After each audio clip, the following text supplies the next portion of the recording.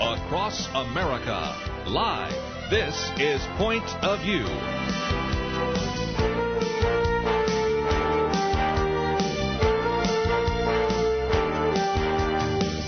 And now, Kirby Anderson. Thank you for joining me. We are broadcasting today from KYCC in Stockton, California, and it is a great opportunity once again to get to meet so many different individuals. I have a number of people, as a matter of fact, watching the program. Others are going to visit throughout the program, and so we are so grateful today for the management of KYCC to making this possible. And I thought just before we get into some of the news and information, we'll have a chance to get an understanding of what is taking place here at the station. But just as a preview, let me just mention that in about a half an hour, we're going to be talking with our good friend Max Lucado, new book out, You Were Made for This Moment. And next hour, we'll be talking with Barry Bandara about his book, Secret Baggage. But in the meantime, we're going to talk about whether or not $3.5 trillion is actually free, because apparently the president is convinced that there is no cost to a $3.5 trillion budget issue, and so we'll be talking about that. We had, of course, a testimony yesterday by some of the generals actually contradicting some of the things the president has said about these issues, so we will get into that topic and a variety of other issues. But I thought just for a few minutes, while we're in the studios today at KYCC, we'll talk to our good friend Brent. And Brent, you are kind of everything right now. General manager, program manager, morning host, everything, right? I'm doing it all at the moment. Yeah, exactly. Spinning a lot of plates, wearing a lot of hats, but it's been delightful work. Absolutely. Well, and again, this is one of the things that we appreciate about you, because we have been in this relationship with you. We figured it out since 1986, so that is more than a third of a century that we've had a chance to work with you. Well, KYCC has been on the air since 1975. We're enjoying our 46th year. I think we're right behind you guys. That's right. And you're 49th, I think. And but we've been thrilled to have a relationship with you guys. Of course, we remember Marlon and all of the early days way back when on Point of View. I've been with the station full-time since 1985 and have worn a lot of hats. I've been program director for most of that time, and just about 5 months ago or so, our general manager, who had been GM since 1986, Shirley Garner, she just retired. Yes. And so it's a major transition time here at KYCC with the leadership, but I'm thrilled for what lays ahead. A lot of our individuals that listen to this program maybe are unfamiliar with the fact that not only do we talk about the fact you're located here in California, but you have stations all over the place. Can you give us a brief run? We have about 11 signals, most of them in Northern California, but we do reach into New Mexico. Our farthest flung one is in El Paso, Texas. Yes. We're on the air there. Uh-huh. And so I'm sure you get an occasional phone call from El Paso from a KYCC listener. And, of course, we stream live, and so we're on the Internet. We have listeners all over the world. One of our most delightful phone calls came on a pledge drive a couple of years ago. We had a young man from the Air Force listening to us in Guam, and we just went out of our minds knowing that we were reaching that far. And that is really amazing. But yeah, we're everything. Our website is kycc.com. Someone could find out more about us and find out our dial positions that we have across Northern California and parts of the West U.S. I just mentioned we have a few people here that are actually having a chance to listen to the program and watch the program.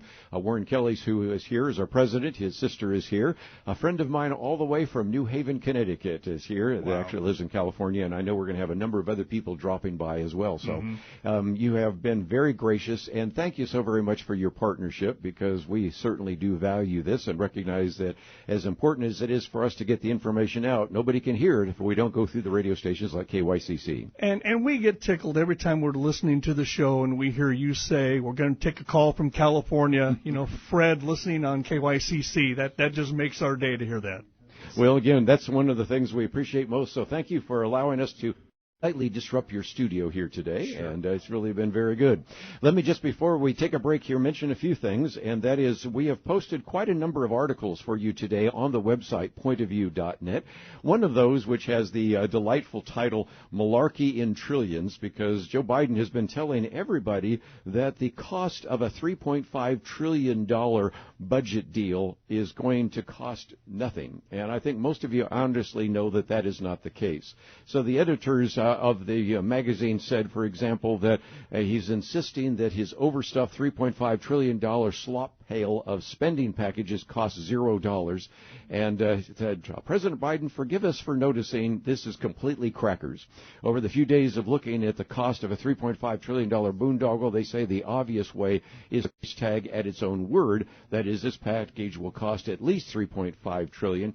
And let me interject that last week we spent some time talking about the fact that there are a number of budget gimmicks, and that has been something that both Republicans and Democrats are guilty of telling you that this is going to pay for itself or this particular cost is not going to be as large as you expect it to be.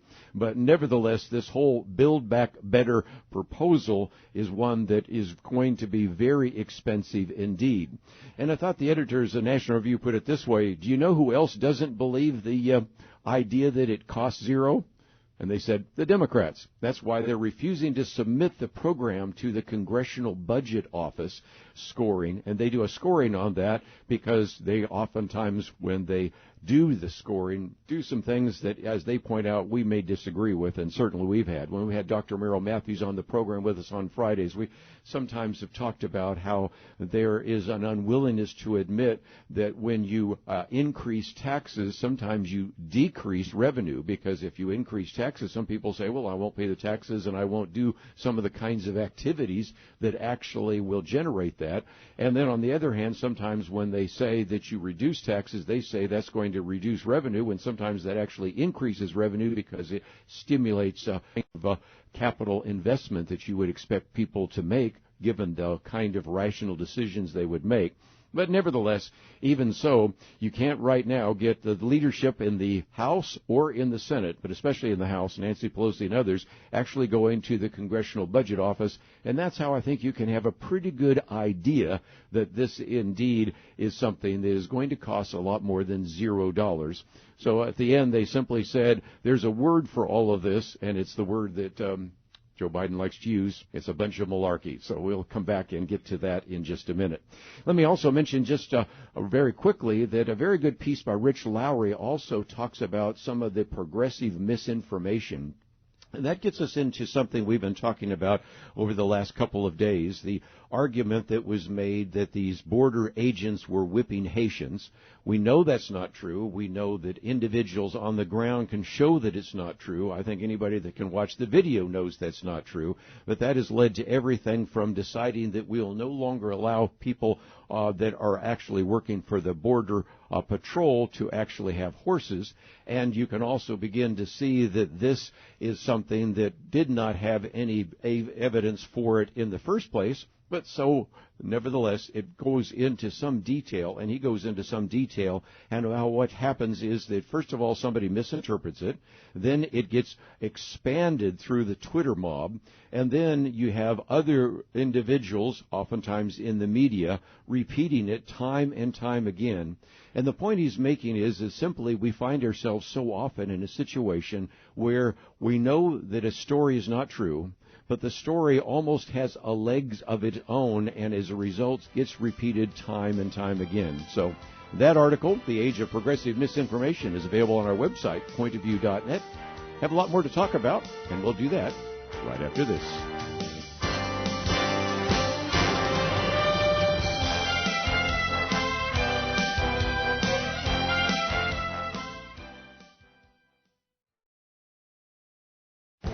This is Viewpoints with Kirby Anderson.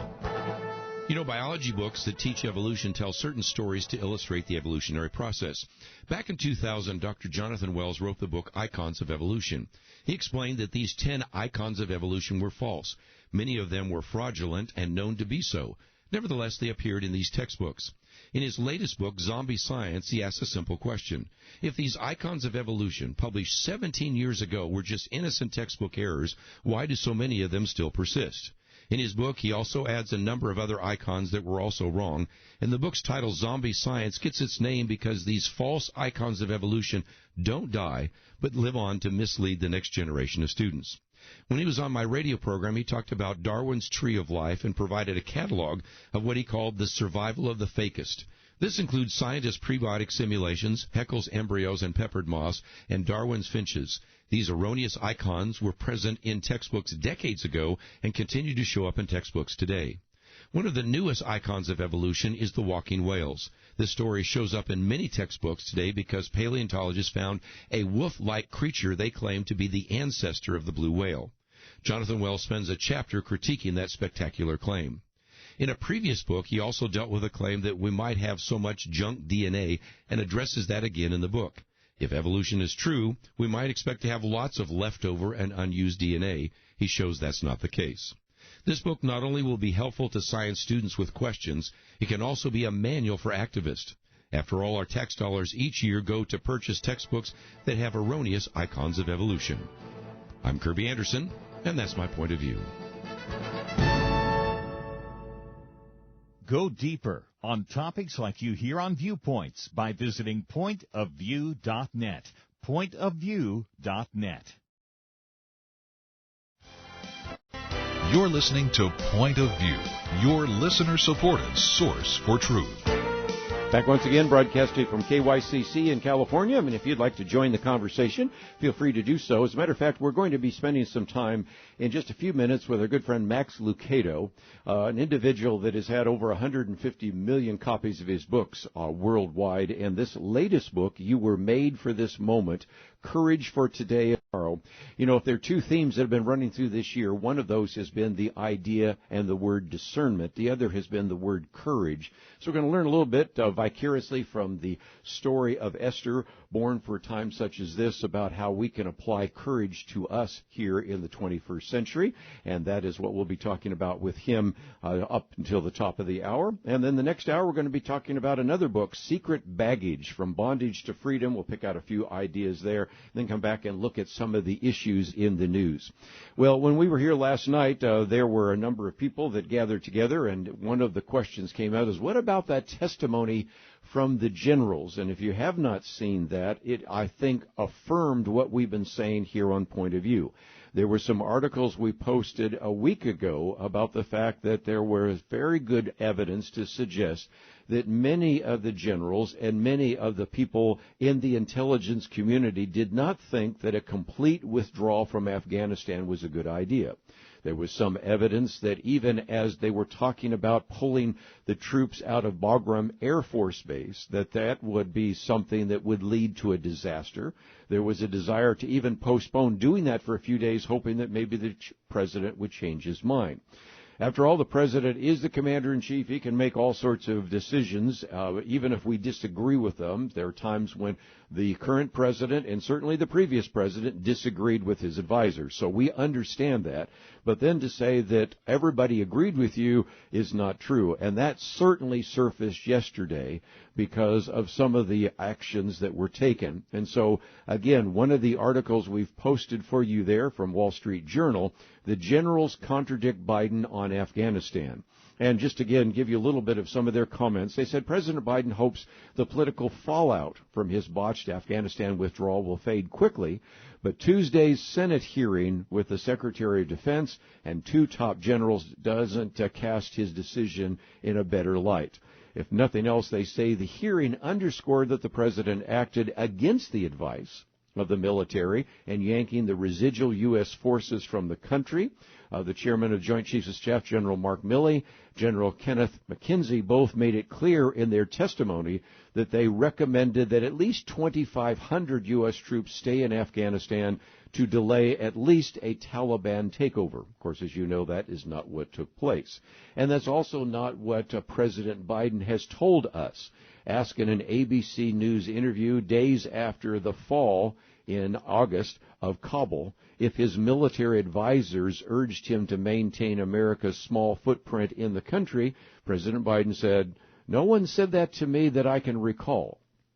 Now, that gets us into a key point.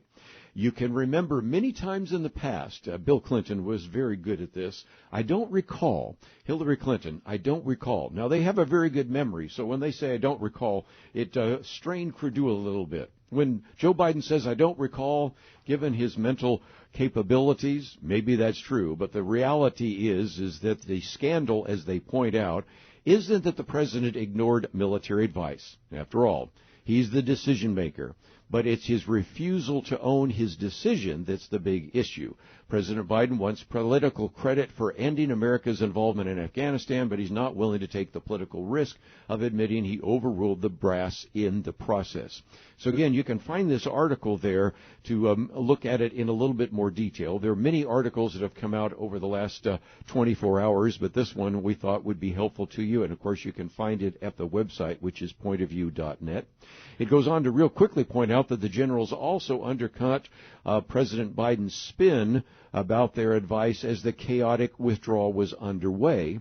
He said the generals unanimously supported his August 31st deadline for the departure of U.S. troops, but, again, General Milley confirmed in questioning, at least from Senator Tom Cotton, that advice was given on August 25th, 10 days after the fall of Kabul to the Taliban.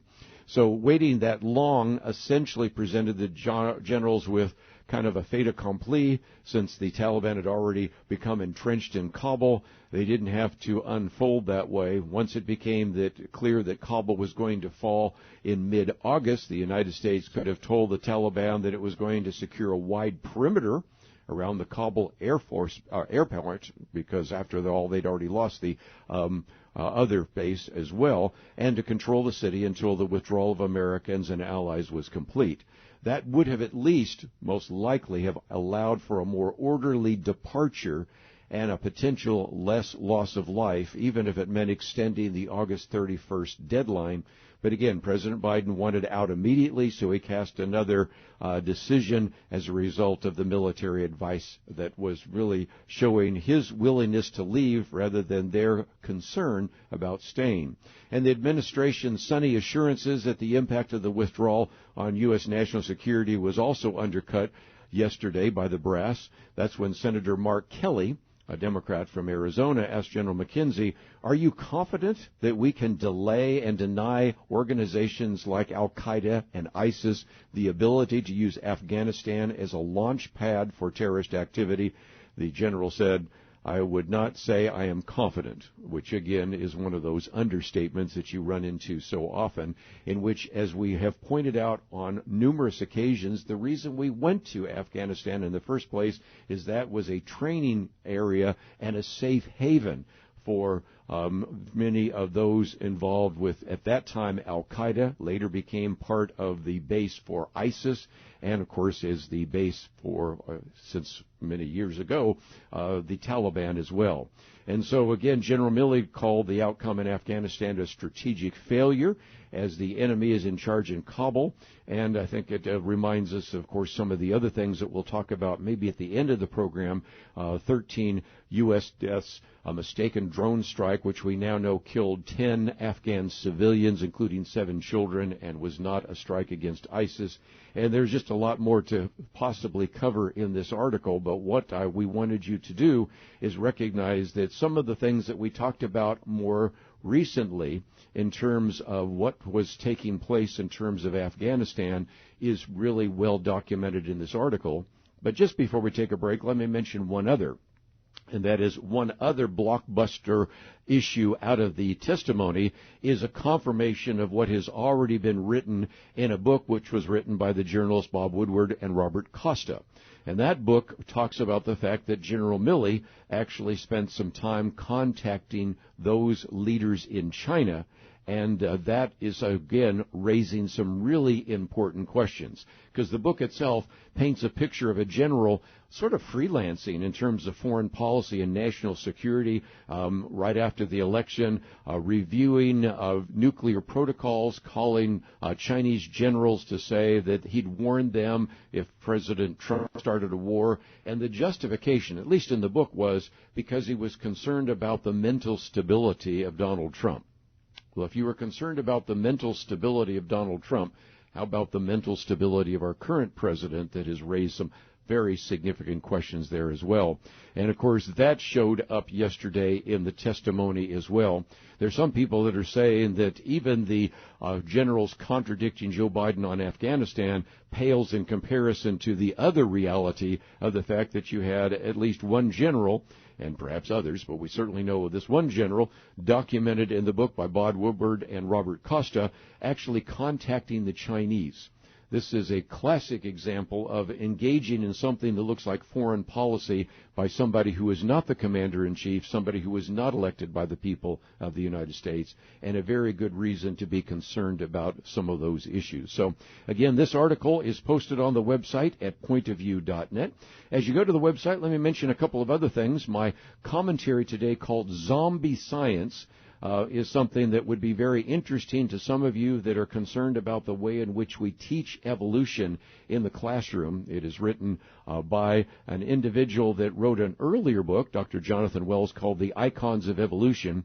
This book's called Zombie Science because it points out that 17 years later, after writing that first book about all of the examples that are used in some of these evolutionary textbooks, these evolutionary examples, which are fraudulent or inaccurate, are still being used, and then he adds a couple of others, including things like the so-called walking whales. But as we have documented on this program many times before, you can open up a typical textbook for a high school senior or a high school sophomore or junior in biology and find all sorts of examples about the prebiotic simulations, Haeckel's embryos, peppered moths, Darwin's finches, the list goes on, and you can find that every one of those is either inaccurate or fraudulent, and just like zombies, these bad examples just never seem to die. We'll be right back.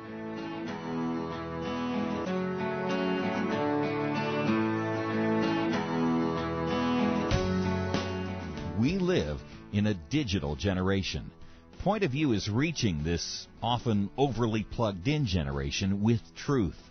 You can keep up with us 24 hours a day using your phone, your tablet, your laptop, or your desktop. Search for the Point of View radio talk show on Facebook, where you can keep up with today's issues, learn about current and upcoming guests by liking us on Facebook. Also, follow us on Twitter. Our handle is @PointOfViewRTS. That stands for Point of View Radio Talk Show. Learn, interact, make a difference with Point of View using new media. And here's one way you can make a big difference. Help us increase our reach by spreading the word among your friends. Share a Facebook post. Tag us in a tweet. With enough joining us to plant seeds, we'll see a tremendous harvest. Come on, it only takes a minute. Search for Point of View Radio Talk Show on Facebook, @PointOfViewRTS on Twitter, and subscribe to the Point of View Radio Talk Show channel on YouTube. Learn, interact, share. The Point of View Radio Talk Show. Point of View will continue after this.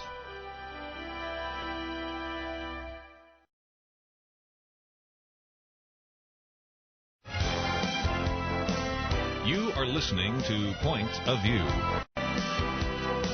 The opinions expressed on Point of View do not necessarily reflect the views of the management or staff of this station. And now, here again, is Kirby Anderson. Back once again in the studio of KYCC, and we're going to be talking to our good friend Max Lucado in just a minute as we make a connection. And, since we're in California, I thought we might use this illustration because they said if you took all of the books by Max Lucado and actually put them together, no, it wouldn't reach to them. But if you lined the books up from San Francisco to New York City and back over 3 times, that is just an incredible amount of books.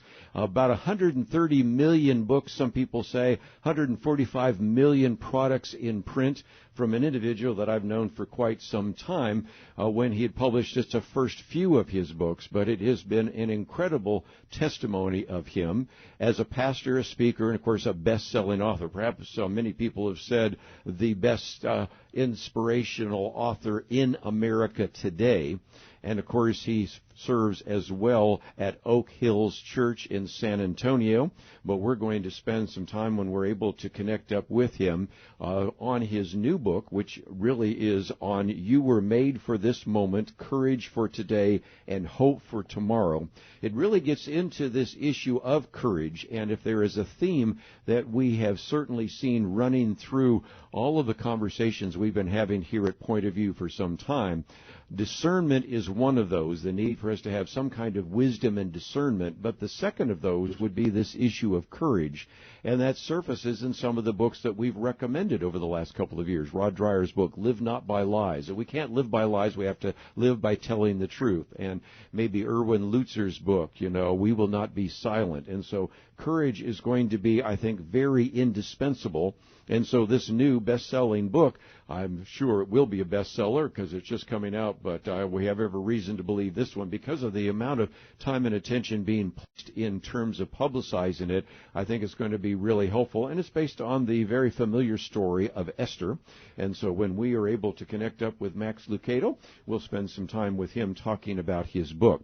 Let me also mention that we just a few minutes ago did talk about the testimony by the generals, and there was a very good piece by Michael Goodwin, which was in the New York Post, The Tragic Cost of Biden's Afghanistan Lies. And he said that, you've heard the phrase in the past sometimes that Bush lied and people died. Well, we have now kind of this situation that Biden lied and they died. So a little bit later, we're going to get into that in some detail because I think it's going to be really helpful for you to see how very similar that testimony was. But without further ado, let's, if we can, now bring to the microphone our good friend, Max Lucado. So, Max, thank you for joining us today here on Point of View. Kirby, it's just terrific hearing your voice. How are you?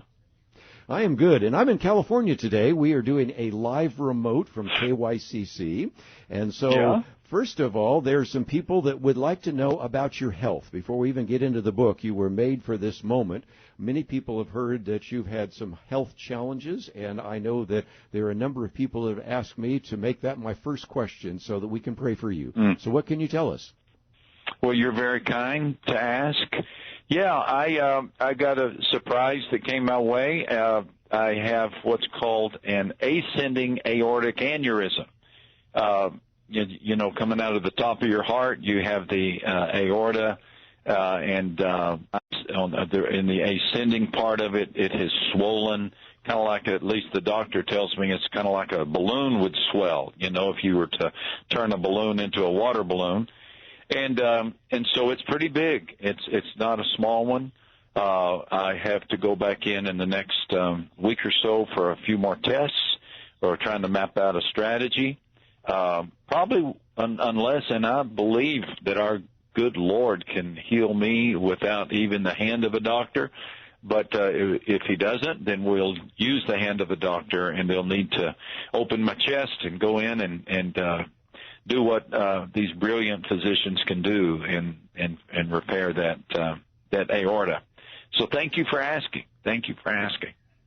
Please, I encourage everybody to be praying for Max Lucado, for the doctors, for wisdom, and all of the rest. But let's, in the short amount of time we have with this book, which I so enjoyed because, Max, before you came on the air, there are two themes that seem to be running through this year. One, we've talked about the issue of discernment, but the second is courage. Of course, that's the subtitle of the book, Courage for Today and Hope for Tomorrow. And, of course, you take us through Esther, 3 acts: confusion, faith in a faithless world; crisis, courage in a hostile land; and conquest, the hand of God in the details of history.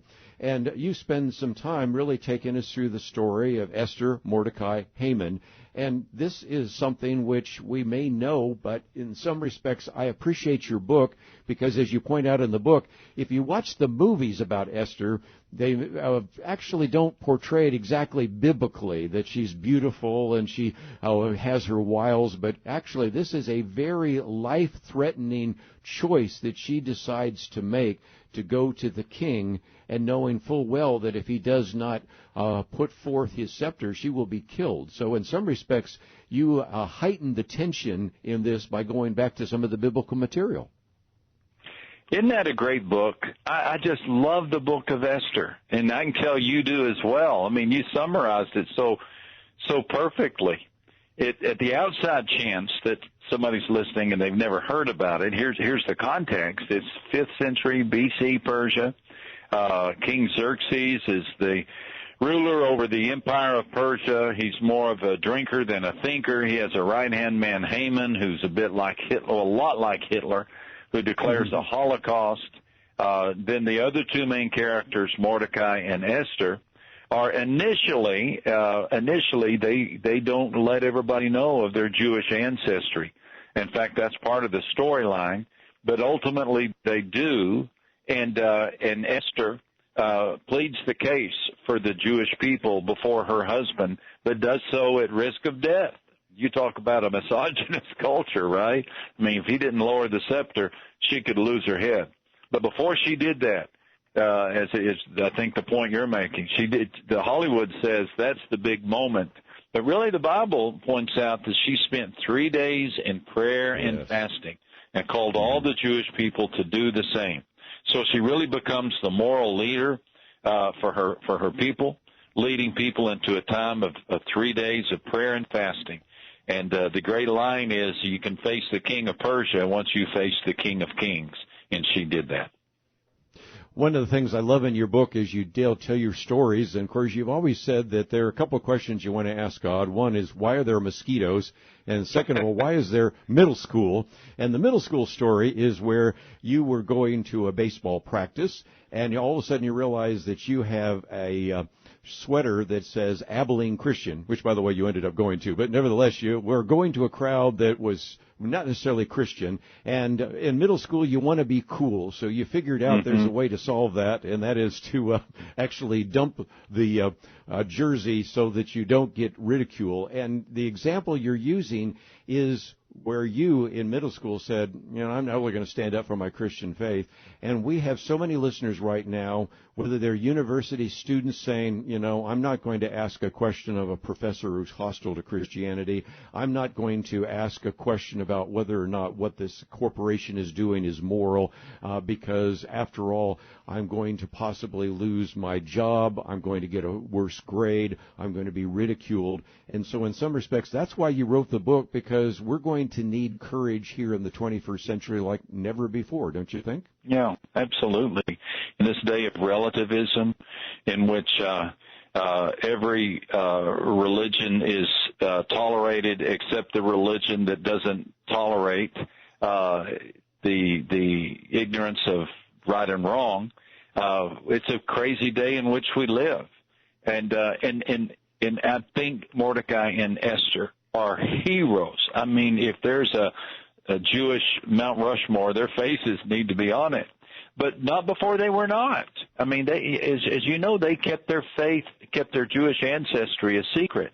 Yes. I don't know how many laws of the Torah that Esther had to violate in order to marry the pagan Gentile king, but she violated a lot. They kept their faith a secret. And yet it was a crisis. It was a crisis. It was a Holocaust declared by Haman and signed and decreed by the king that caused them to respond in courage. And I think we're at one of those days now. Sometimes it's personally, many times it's nationally or globally, in which we find ourselves in a moment of crisis. And the power of a crisis is that it causes us to choose either wear the sweatshirt or not. I'm not proud of that decision, Kirby. There I was, a middle schooler. I wanted to be accepted. I saw the name Christian on the sweatshirt that my mother had given me to keep me warm in baseball practice. I took it off and I buried it at the base of the backstop. And I chose to freeze out there in left field rather than let the other guys know that I was a Christian. Let's take a break, because here a good example, hiding their identities, but then there was a time in which they took a stand. We'll talk more about that right after this.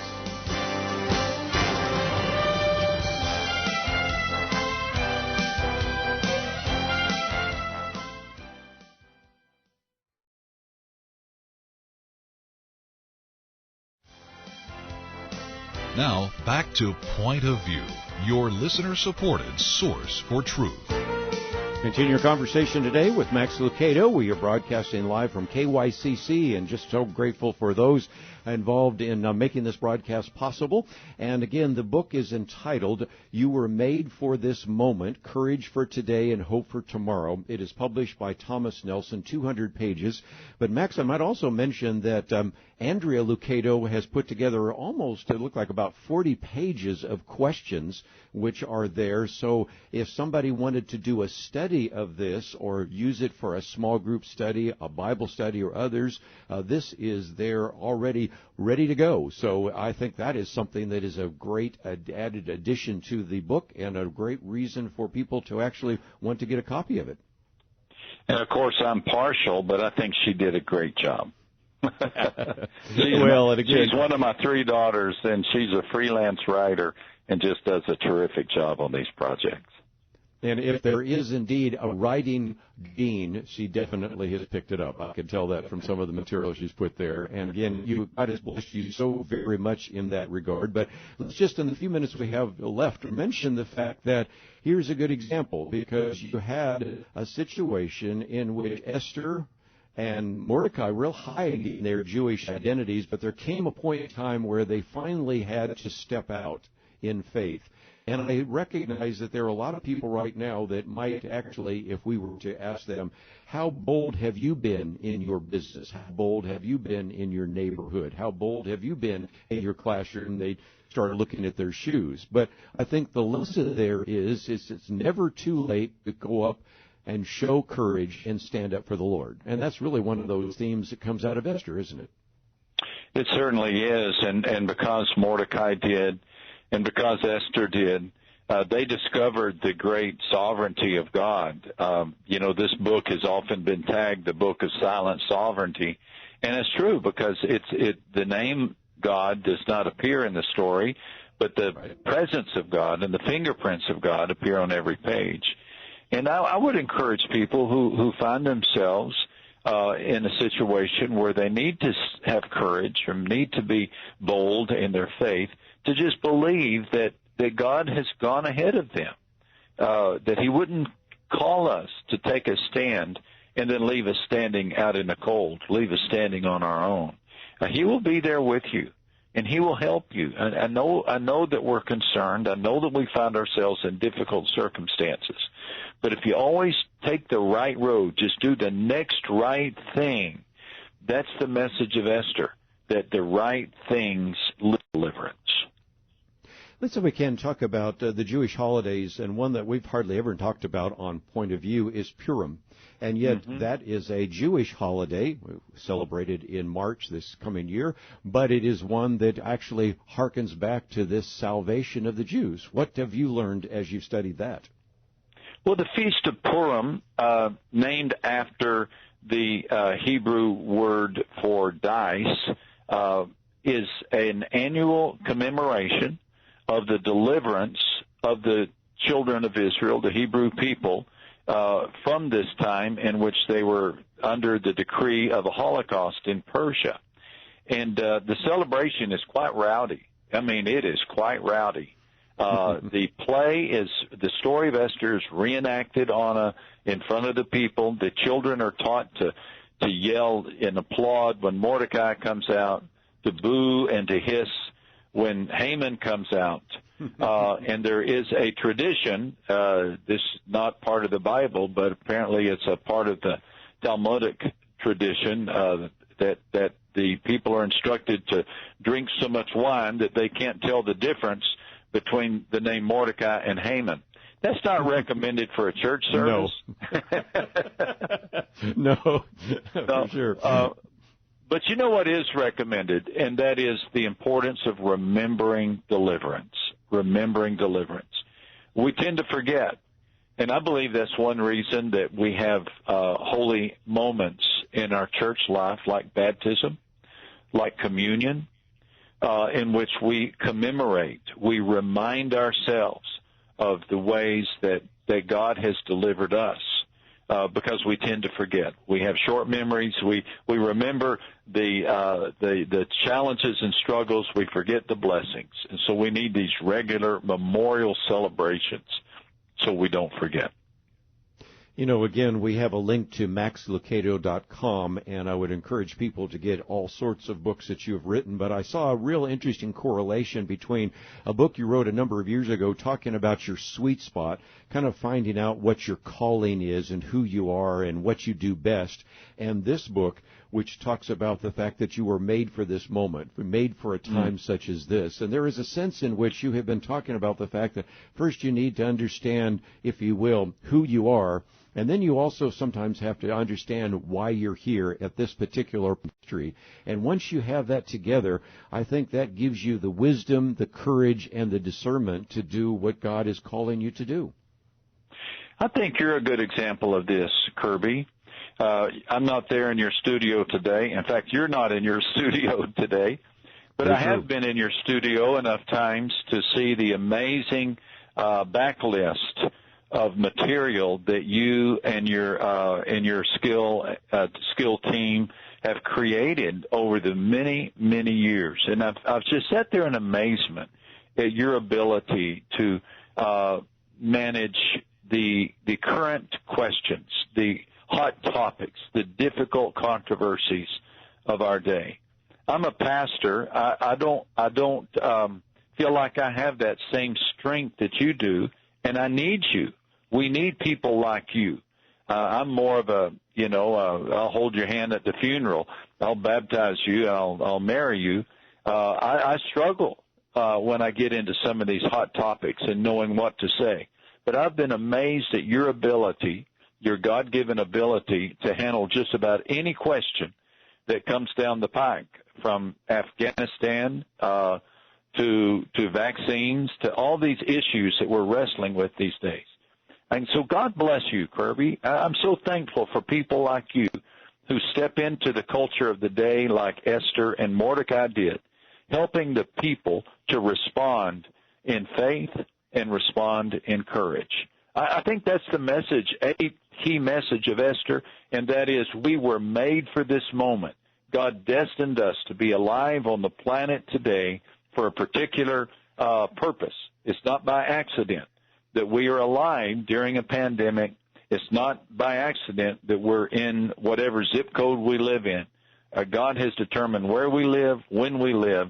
He's placed us here on purpose for a purpose. So well said. And again, let me commend to you, of course, the various books by Max Lucado. If you don't kind of understand your gifts and your abilities and your calling, of course, that previous book, if you want to understand more about the fact that you were created for a time such as this, you were made for this moment, and the book is certainly going to be available in your local bookstore. It just came out yesterday, and we were privileged once again to have one of the first interviews. So if you don't find it in the bookstore, it'll be there anytime soon, but we also have a link so that you can get it in hardcover and Kindle. Of course, there's an audio CD. There's so many other great resources. And let me also commend to you the need for us to pray for Max Lucado and for the doctors surrounding him for the future. So, Max, it is always a delight. And as a matter of fact, when I'm back in Dallas, and maybe you're back in Dallas and you're all healed up, let's see each other once again in studio, because it's always great to see you face to face. That would be my honor. Thank you so much for the invitation. It's a treat to talk to you, and I always look forward to our conversations. I do too. Max Lucado, and again, I'm sure he has a few other interviews, so we'll let him get on to that. We wish we could always spend even more time with him, but at least you got to hear about his new book, You Were Made for This Moment. We have a lot more to cover, and we will do that right after these important messages.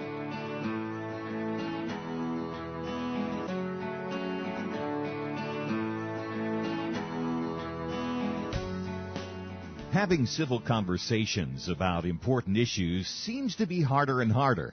Various media outlets tell people what they should believe, why they should be outraged, and getting people to actually think, well, it can be difficult. Whether it's the gospel, tax issues, social policy, or just about anything else, you need to have solid information and clear thinking to address the hard issues. You need God's truth applied. And that's what you get in less than 2 minutes with Point of View's Viewpoints Commentary, a daily resource to help you be informed and think through the things we need to be talking about. It is free and will arrive in your inbox each day when you visit pointofview.net/signup. Sometimes we know we should say something, but we're silent because we're not quite sure what to say. Viewpoints Commentary can help you break the silence and change the narrative. It can make you a more equipped agent for truth. Get your free subscription to the Viewpoints Commentary at pointofview.net/signup. Pointofview.net/signup. Point of View will continue after this.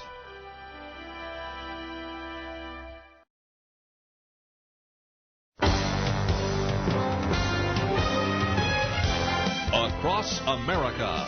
Live, this is Point of View.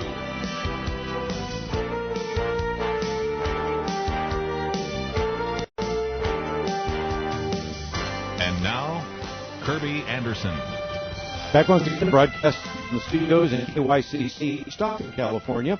Again, it's been a great opportunity to meet a number of our listeners. As a matter of fact, as we finish off here, we'll probably meet a few more. And last night, of course, we had a chance to talk with our good friend Max Lucado about his new book, You Were Made for This Moment.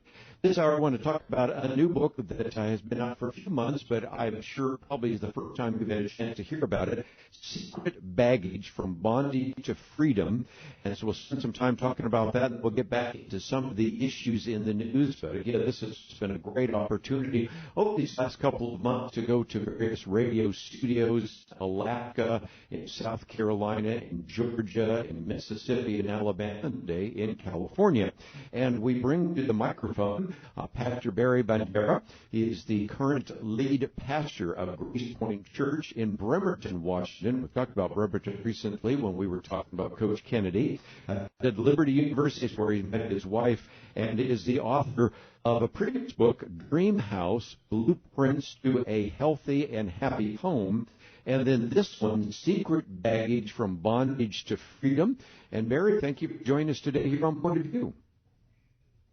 Thank you, Kirby. It was wonderful listening to you interview Max Lucado, and it's an honor to be on Point of View Radio. Well, as you said, he's your warm-up act, so this will be very good for you. And let's, if we can, start with one of your confessions that just made me smile. That sometimes when you have trouble falling asleep on Saturday night, what you do is you listen to sermons from other pastors. Now, maybe you could listen to this radio program. That'd help you fall asleep. But Luli Giglio did something on baggage, and that caused you then in your church sermons to actually put together a dresser drawer looking overflowed, and each week you would pull out something, and it was one of these ideas of a secret baggage. And you said that that was something that was very powerful, that as you would focus on that, the room would become still because you had actually hit a very significant nerve in those individuals. And so give us a little more background, because this book was really born out of your desire to preach those sermons to your church. Yes, I remember that Saturday night I was trying to get to sleep, and I went, if I think about my message the next day, I won't sleep. So I put on Louis, and right away he grabbed me. And I wrote in the middle of the night a note on my phone about this, and I developed a series. And every Sunday that we, unpacked a different baggage, I've never experienced a sermon series like that before or since. Typically, there'd be a person now and then, kind of a little teary while you're teaching. But that first Sunday, there was like 10 people downstairs and up in the balcony, different people. They cried through the entire sermon, which is really unnerving. And then the second service, the same thing happened with different people. And then the third service, again, different people, they cried through the entire message. And I came home exhausted and confused. And then the next Sunday, the same thing happened. And all through the series, different people, it's like God was just tapping on a nerve that needed to be touched. And I was near the end of the series. I'm like, I can't wait for the series to be over. I'm exhausted. But to see the life change out of that, where people have had stuffed and buried baggage and unresolved issue in their lives, and God just kind of brought it to the surface, and they dealt with it, and you saw some kind of healing and restoration. It was such a unique series, and 10 years later, now the book is coming out. Well, I'm certainly glad it's out. I do want to alert our listeners that if you are a pastor or a Sunday school teacher, Bible fellowship leader, small group leader, and really want to hit some of those issues that are really important, sometimes buried, sometimes secret baggage, this is a book that I think you're going to benefit from. And even before I got the book, but I heard about it, I sort of in my mind's eye thought of what some of those would be. And you surprised me by actually having some that I hadn't thought about. So I thought I'd jump to one of those, which we have talked about on the program, and that's enabling. Enabling happens are a parent, and you take responsibility for the irresponsibility of your kids. But sometimes it happens if you're growing up in a dysfunctional home and your father or mother is an alcoholic and you cover for them. And so enabling is one that we oftentimes will mention, but apparently that generated a tremendous amount of response simply because there were so many people in the congregation saying, yep, that's exactly my problem. I have made very irresponsible children, or I've grown up in some respects never taking seriously some of these sinful actions that should have been dealt with. Tell us a little bit more if you might. Yeah, I think it's so common, and it's one of those issues that we don't realize what we're doing while we're doing it, because enabling is often disguised as love. You know, like I love them, so I want to help them. And when we help them in a way that we end up rescuing them from any accountability or rescuing them from consequences they deserve, we're not helping, we're hurting them, and we're really putting themselves in bondage. But we feel like, I'm going to do this because I love them. And I love what Andy Stanley says is that when our irresponsibility, you know, as parents, will eventually become someone else's responsibility to, you know, have consequences or accountability. Like if we don't do it, a coach will, or a school counselor will, or a principal will, or a boss, or the police, or eventually the warden, you know, at prison. But we're trying to protect them from harm, which we're hurting and harming them when we enable. Sure. And again, in 1 Samuel, we have a perfect example of that, where you have a high priest, but he has two sons, Hophni and Phinehas, which had no regard for their people. As a matter of fact, some of the translations say they were worthless people or wicked people or scoundrels, depending on which translation. So the advantage is the way you take each one of these enabling or abandoning or starvation examples, whatever they might be. In each one of those cases, you take us back to Scripture. And there's a good example of the fact that the Bible doesn't mince words when it talks about some of these very secret baggage issues that we need to address in our own lives and families. Yes, because just talking about an issue, it's helpful, but there's no power unless we kind of tap into God's Word. And, you know, like the enabling, God was very direct with Eli.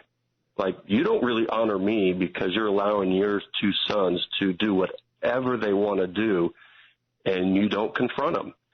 And so many parents, I was a youth pastor for 20 years, so many parents ended up being afraid of their kids, so they just let them have their way. And you know, Scripture talks to them. That's why in every chapter of in the book, we deal with the issue, but here's what Scripture says about it, and then here's what Scripture says how to take steps toward freedom. Let's take a break, and we have a lot more to cover. 9 chapters. We'll talk about it, 1 or 2 more, just to give you a feel for what's in the book. And we have a link on our website. We'll be back right after this.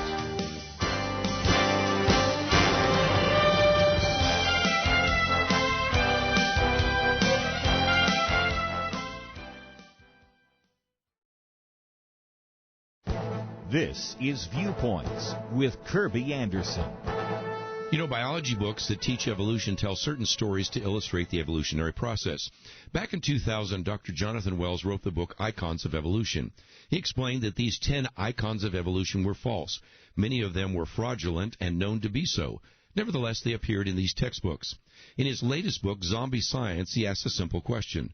If these icons of evolution, published 17 years ago, were just innocent textbook errors, why do so many of them still persist? In his book, he also adds a number of other icons that were also wrong, and the book's title, Zombie Science, gets its name because these false icons of evolution don't die, but live on to mislead the next generation of students. When he was on my radio program, he talked about Darwin's tree of life and provided a catalog of what he called the survival of the fakest. This includes scientists' prebiotic simulations, Haeckel's embryos and peppered moss, and Darwin's finches. These erroneous icons were present in textbooks decades ago and continue to show up in textbooks today. One of the newest icons of evolution is the walking whales. This story shows up in many textbooks today because paleontologists found a wolf-like creature they claim to be the ancestor of the blue whale. Jonathan Wells spends a chapter critiquing that spectacular claim. In a previous book, he also dealt with a claim that we might have so much junk DNA and addresses that again in the book. If evolution is true, we might expect to have lots of leftover and unused DNA. He shows that's not the case. This book not only will be helpful to science students with questions, it can also be a manual for activists. After all, our tax dollars each year go to purchase textbooks that have erroneous icons of evolution. I'm Kirby Anderson, and that's my point of view. Go deeper on topics like you hear on Viewpoints by visiting pointofview.net. Pointofview.net. You're listening to Point of View, your listener-supported source for truth. Continue conversation today with Bear Bandera as we talk about his book, Secret Baggage from Bondage to Freedom. If you'd like to know a little bit more, we have a link to his site, and we also have information about the book. A very inexpensive paperback book, 9 chapters, great material. And again, I think it would have the same impact in your sphere of influence, if you're a pastor, a Sunday school teacher, or others, as you begin to surface some of these. We talked about enabling. I mentioned abandonment, but I thought I'd skip over to one other one, which was starvation. And, Barry, this is helpful because some people wouldn't even think about that, but you're talking about the fact that some individuals do not provide unconditional love. Sometimes our parenting is very performance-based, or maybe we were the recipient of parents that only loved us if we did the right thing, and unconditional love was not something that was part of our household. Another part that you point out is the power of physical touch, of the need to have an individual to actually say, not only that I love you, but also to be there to roughhouse with you or hold you. And you're very vulnerable in some cases by talking about the fact that though your father is your hero and you love him, he was not sometimes emotionally present. And sometimes when we talk about fatherlessness, I say fatherlessness can come in 2 forms. One, the father is absent, or the other where the father's present, but he's not emotionally present. So this whole idea of starvation, I know also resonated a great deal with your congregation, didn't it? Yes, because we all have baggage, and a lot of our baggage we inherit from our parents. And both of my parents had different baggages. My mom had a father wound, and my dad had some starvation growing up, where never was told that he was loved, criticized, just kind of put down. Never felt like he was good enough, and so both of my parents changed when they met Christ, and that's the transformation that only Christ can bring. But my dad had to learn how to, break the cycle of how to share love and acceptance in ways that he never received. And one of the things that he did, and he kind of taught me, and I've used all through my ministry, even with my kids, is appropriate physical touch. That he would squeeze my shoulder, he would grab my elbow, the back of my head, and he communicated to me that when I do those things, I'm affirming you. And there was a time where I just had this, one of those dramatic teenage experiences, being rejected by my other teammates when I got MVP in basketball, and he just knew he just needed to put his arm around me, alone in the car, and that physical touch, just putting his arm around me, spoke volumes. And I ended up not only, I'm a pastor, but for about 8 years, I coached basketball, girls basketball, varsity level basketball. And the last number of years, so many of my players had no relationship with their dad. He's in prison, or he's out of the picture. And I used that physical touch where again, you have to be really careful these days, but, like a gentle pat on the head would communicate. And I would tell the girls, when I do that, I'm telling you, I love you, I care about you, I appreciate you. And those little things can just do wonders of communicating the love and acceptance that a lot of people, they don't receive. Well, that also brings us to one of the other chapters, a father wound. And so in some cases, it's the absent father. In other cases, it's a wound from a father. And you went through a whole series of things like disengagement, demanding, demeaning, discouraging, disrespecting. These are very important aspects of what I, again, would encourage people to consider. And then really have some positive steps about how to that very deep wound known as a father wound. Yes, in each chapter I have real-life stories of people who've had certain baggages and then how they gained freedom, through Christ, through freedom in Christ. And the father wound was, I remember when I taught that series 10 years ago, boy, it ended on Father's Day. And I was like, oh my goodness, how are people going to run out? There was like this aching inside. You could hear it, and there's so many people have it. And I talked in the book about Tim, a good friend of mine, how he had a horrible upbringing. I mean, his dad's chasing him around the house with a shotgun, and it a horrible experience. And then his father died, and so he comes to our church, and he doesn't know how to be a dad. And we walked him through how, because the magnetic pull of a father is always there. Even if the dad's in prison, I've had a guy say, I've never met my dad, he's in prison, but I hope he loves me. I would hope that he would be proud of me. So it's still there. And with Tim's situation, his father had died. And I said, write down what you will want to say. And he did. And then he said, hey, in this men's gathering we had, he goes, can I read it? And I said, are you able to do that? And he said, yes. And so he read in front of men what he would tell to his dad. It was powerful, it was emotional, and he had freedom because he in his letter, he said, Dad, for all that you did and how you hurt me, because of Christ, I forgive you. And he's a wreck. I know all the stories, so I'm tearful. And he gained such freedom from that point on. And I talk about what kind of a dad he is now. He's a different man. But the father wound is real. And how I learned from, I did not know that she hated her father. I had no idea he died. My grandpa died when I was young. And it was because of his hurtful, mean comments to her and my Uncle Keith. And he pushed them away. And as both her parents are dying of cancer in San Jose, California in the 70s, both died within a month, she told my dad, they're new Christians, and she says, why do I feel nothing? I feel nothing for my dad.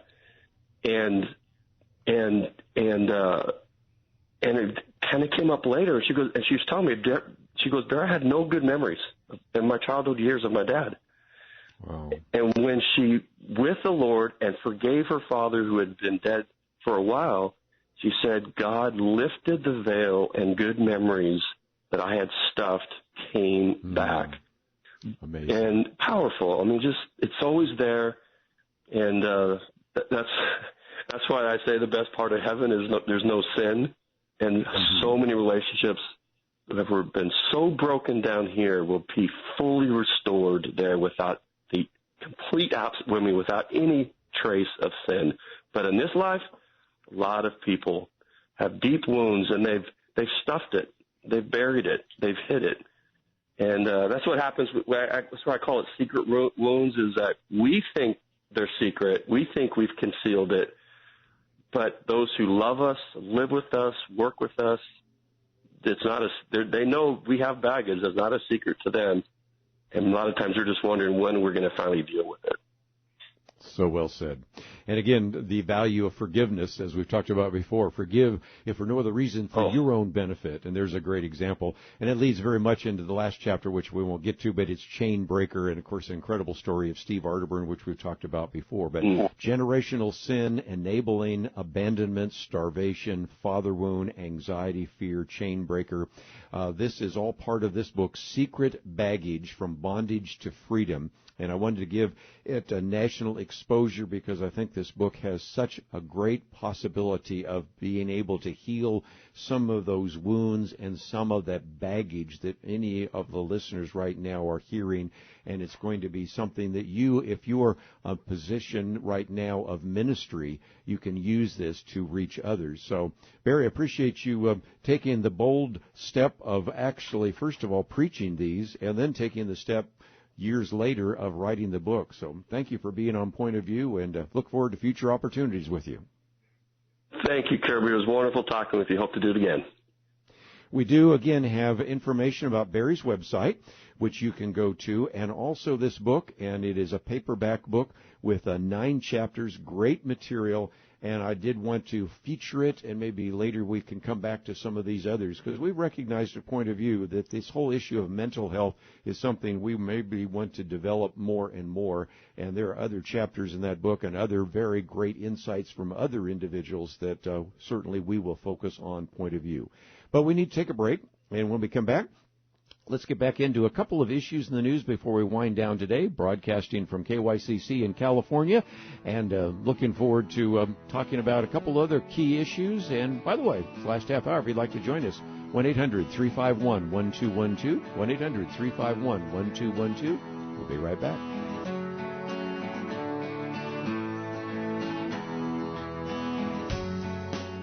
We live in a digital generation. Point of View is reaching this often overly plugged-in generation with truth. You can keep up with us 24 hours a day using your phone, your tablet, your laptop, or your desktop. Search for the Point of View radio talk show on Facebook, where you can keep up with today's issues, learn about current and upcoming guests by liking us on Facebook. Also, follow us on Twitter. Our handle is @PointOfViewRTS. That stands for Point of View Radio Talk Show. Learn, interact, make a difference with Point of View using new media. And here's one way you can make a big difference. Help us increase our reach by spreading the word among your friends. Share a Facebook post. Tag us in a tweet. With enough joining us to plant seeds, we'll see a tremendous harvest. Come on, it only takes a minute. Search for Point of View Radio Talk Show on Facebook, @Point of View RTS on Twitter, and subscribe to the Point of View Radio Talk Show channel on YouTube. Learn, interact, share. The Point of View Radio Talk Show. Point of View will continue after this.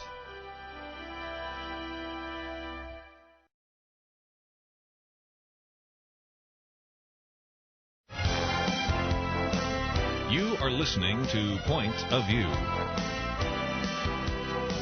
The opinions expressed on Point of View do not necessarily reflect the views of the management or staff of this station. And now, here again, is Kirby Anderson. Back for the final half hour. If you'd like to join the conversation, 1-800-351-1212. Lots of issues in the news, and I thought for just a minute I would talk about the subject of abortion for a couple of reasons. First of all, there was an action taken by the House of Representatives last week, which we really haven't mentioned. Last night was with a number of pro-life people. Of course, every time we go out and meet some of the listeners to Point of View at the various stations where we are, we meet lots of pro-life people, but especially with some very dedicated pro-life people that I had a chance to meet. And it is striking to me how, in some respects, abortion is going two directions simultaneously.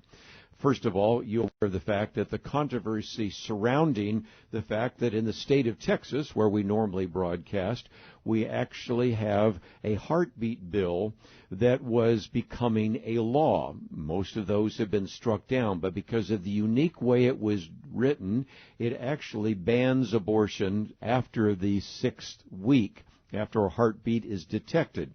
Now, there have been some abortions since then. There are going to be some lawsuits and all the rest. But the reality has been that a number of women who were convinced that abortion was the only solution to her crisis pregnancy, in quote, actually have rethought this and now are showing up in some of these pregnancy resource centers.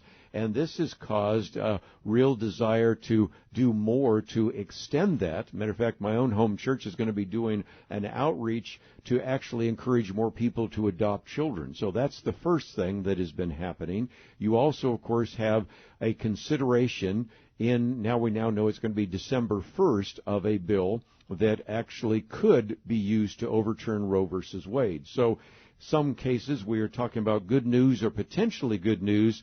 Of course, the worst news, of course, is what took place last week, and it's worth mentioning, and only a mention is probably all I'm going to give it.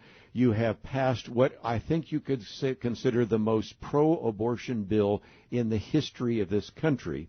The Women's Health Protection Act codifies Roe versus Wade into federal law and essentially legalizes abortion on demand for all 9 months. Very different than the decision that was rendered by the Supreme Court in 1973 of Roe versus Wade. This would also wipe out all the pro-life legislation.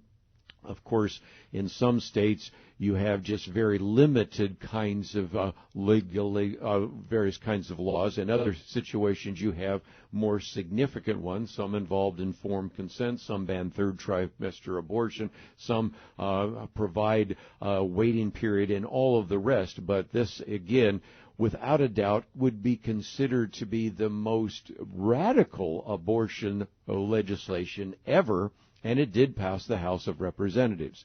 Now, to be fair, no Republican voted for it. You had a few Democrats. But the question I think we have to ask is that some of these individuals who are identifying themselves as moderate Democrats voted for it. And I think this vote is going to show you how radical this issue of abortion has become, even in the party of the Democrats, and how it has become so radical that it was a forced vote in the House of Representatives. So that is something I wanted to mention, and of course we'll come back to it later on. Will it pass the Senate? No, but it is, I think, a good indicator of exactly why you need to start paying attention to how your representative voted on one of the most radical pieces of abortion legislation ever. So, with that being sort of the background, let me come back to something I was mentioning last hour. Wasn't sure we had a conversation with Max Lucado, so I started to talk about a very good piece that has been published by Michael Goodwin with the New York Post called The Tragic Cost of Biden's Afghanistan Lies, because it helps put in context some of the things we heard yesterday in the hearing.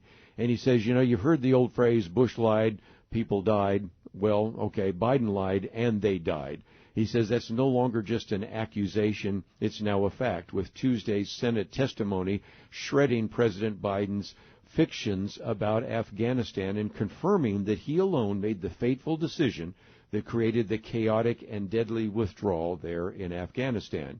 He says we now know for certain what was suspected all along, that the president rejected the advice of his top military aides about how to recruit numbers that were keeping the Taliban in check. He also falsely claimed to the public that al-Qaeda was no longer in Afghanistan and declared that the withdrawal was a ringing success. Again, our particular commentary here by Michael Goodwin said, reluctantly but clearly, his commanders begged to differ. One by one, the Secretary of Defense, Lloyd Austin, and then the Joint Chiefs Chairman, General Mark Milley, and the head of the U.S. Central Command, General Kenneth McKenzie, said that they advised the president either to keep 2,500 troops in Kabul or they supported the proposal. After all three said that al-Qaeda remains in Afghanistan, and as for Milley put, is still at war with us, and none dared call the conclusion a success, General Milley said the war is lost, the enemy is in control of Kabul. If you think about it, the tone of the Senate Armed Services Committee hearing really, I think, illustrates the bombshell that it was, and that's why we wanted to talk about it a little more significantly. Michael Goodwin says that if you really begin to look at that, there were no political histrionics, And for a welcoming change, both Republicans and Democrats followed similar lines of questioning, with the result that it really helped you understand what had indeed taken place. Lest you forget what was happening in the past, let's go back to a particular interview that took place between the President and George Stephanopoulos. This took place on August 19th for ABC News. And this is already, as things and disasters are unfolding, George Stephanopoulos specifically asked President Biden, but your top military advisors warned against withdrawing on this timeline. They wanted you to keep 2,500 troops. And the question was asked, isn't that true? And the President Biden at the time said, no, they didn't. That wasn't true. That wasn't true. Now, to be fair, George Stephanopoulos was skeptical, and the ABC transcript tried again. So no one told you, your military advisors did not tell you that we should just keep 2,500 troops. It's been a stable situation for the last years. We can do that. We can contribute to that. And again, President Biden repeated his denial and even added the caveat, no one said that to me that I can recall.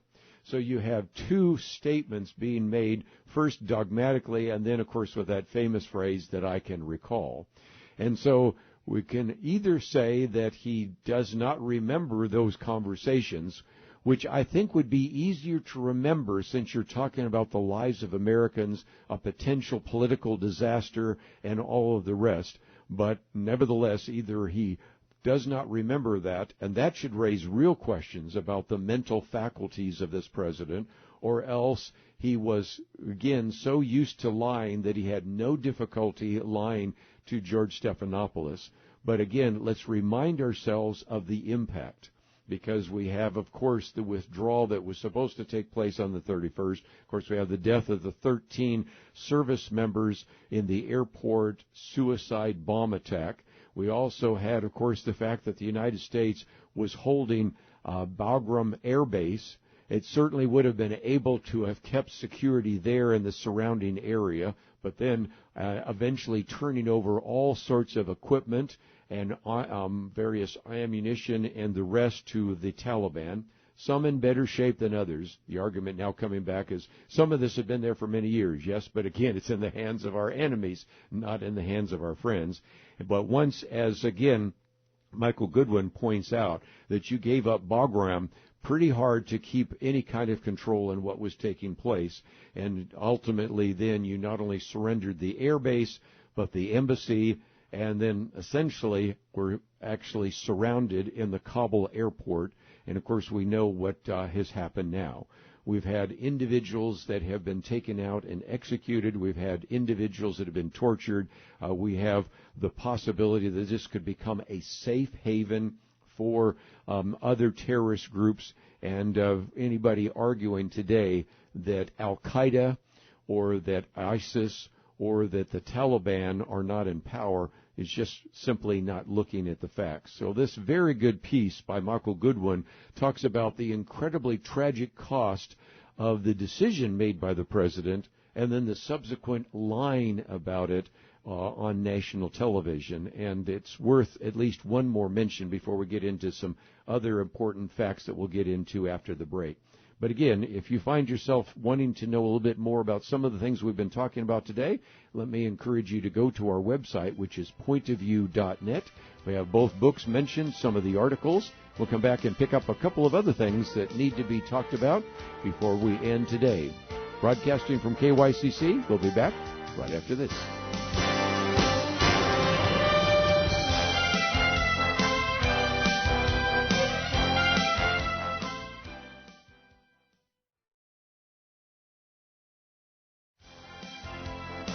Now, back to Point of View, your listener-supported source for truth. Back for a few more minutes, broadcasting today from KYCC. And again, I want to thank the management of KYCC for allowing us to take over the studio and do this broadcast. And it has been so much fun to travel around and meet many of you face-to-face. And some of you are maybe at a radio station and saying, well, why aren't you coming to my station? Well, we're coming. We're coming. We're going to do the best we can to visit many of the various radio networks and radio stations and meet you face-to-face. But one of the things that I think I have heard time and time again as we travel is the fact that many people are just amazed at how many stories and how much is happening so quickly. Of course, for many years, people have been saying, I'm very concerned about the future of this country. But now they're saying this is just coming so fast and furious. And even in this last segment, I'm going to cover 3 different, almost unrelated articles that all come together. And my argument is that if you've ever been on a roller coaster, and don't necessarily recommend it unless you need to go to a chiropractor afterwards. When you go up a roller coaster, at first it's going tick, tick, tick, tick, tick, tick, tick, tick. It's going up very slowly. You get to the very top, and then you can see all around the park, and then all of a sudden, and for years, there have been attempts to gain control of various areas of power, to control the university, which has been something that has existed for some time, to control the media, first Hollywood, then social media, to control the government, to even control the military. And a result, all of it is now coming so fast and furious that I guarantee you, when we come into the studio, matter of fact, on our Friday weekend edition, I'm not going to be looking at Lathan Watts or Dr. Merrill Matthews saying, now, what today? Is there anything in the news? I mean, that's a joke we say sometimes, but there's just so many things that are coming fast and furious. It is, I think, an illustration of the fact that we hope that we can be your trusted source of news and information. And one of the things I might mention is Dan Pilla, who's been on the program with us many times before to talk about taxes, has had a couple of articles coming out, one in National Review on Biden's tax plan calls for indiscriminate spying, and then one that came out again today on the tax gap myth. I'm just going to pick out one of those because, again, in the interest of time, that's a whole program into itself. The fact that there is an attempt to push forward this idea that indeed we want to have greater oversight over your bank account. And if you look at what is called the Green Book, that is something that is used by the Treasury to understand how a tax plan would be implemented. I'm going to read from that. And the Green Book states that this requirement would apply to all businesses and personal accounts from financial institutions, including a bank, loan, investment accounts, with the exception of accounts below the amount of $600 or the fair market value of $600. This ultimately says that if you have $600 in your bank account, or you write at least one check for $600 or more, and that, I think, includes virtually everybody in the Point of View audience, the IRS is going to have more oversight. There's going to be a requirement for more reporting from your bank, your savings and loan, your community credit union, whatever it might be. And this is something that has caused great concern, because it's one thing to say that we have to report anybody that wants $10,000 in cash from a bank. It's quite another thing to say that we want to have oversight over $600 or more that might be spent by an individual. Basically, that limit is almost a non-existent limit, and it's a good example of why we have on many occasions talked about our concern about privacy and surveillance. It's also the reason why my booklet that I produced about 2 years ago on privacy and surveillance needs to be completely updated because of some of these intrusions into your life. And so, again, that is one topic that is surfacing time and time again. I wanted to give a shout-out to Daniel Pilla, has been on the program with us many times before, had 2 different articles dealing with this whole issue, which should be of concern to you. And you might say, well, I have nothing to hide. Yes, but the IRS is the same IRS that recently decided that they would not provide a tax-exempt status to Christians engaged, and we actually talked about that with Lathan Watts, who, by the way, will be in studio with us on Friday. He's the one that pushed forward to actually challenge the IRS, and the IRS simply said, we're not going to allow the Christians engaged to actually have a tax-exempt status, because even though it's calling for people to pray for the government, it lists a number of Bible principles, and those biblical principles taken from the Bible, those correlate too closely with the Republican Party, so we're going to consider you to be a partisan outfit and prevent you from getting your 501c3 tax-exempt status. You might remember under the Obama administration, they did not allow some of the Tea Party groups to have a 501c4 status. By the way, in every case, we finally won, but at what cost? And so if you're convinced that the IRS is just a very helpful organization and never going to do anything that would ever raise any questions in your mind, let me just quickly suggest that indeed we should be concerned about this level of surveillance and the intrusion into our privacy. Let me, before we take a break, mention one other story, and that is we've talked about how it has been seemingly impossible for the crack intelligence agencies of the United States to figure out where the COVID-19 virus came from in the first place. And so as detailed as you might think that they might have, and all the evidence we have given to you as to why we think it probably did come as an accidental release from the Wuhan Institute for Virology, we now have one other group that's finally thrown up its hand and given up, and that would be the medical journal called Lancet, which is the premier medical journal in the United Kingdom, and they also have given up because I guess it's just too hard to try to follow the scientific evidence. They did, to their credit, at least ask Peter Daszak, who is the president of EcoHealth, I think up to his eyebrows into it, to not be part of the committee. But it is, I think, once again illustrative of the fact that a Lancet that could take its time to criticize the former President Donald Trump, to be critical of all sorts of political activities in this country, just simply could not possibly come up with any reasonable conclusion as to where this virus, which has created this global pandemic, actually came from. I think you know better, but it's just one more illustration of that.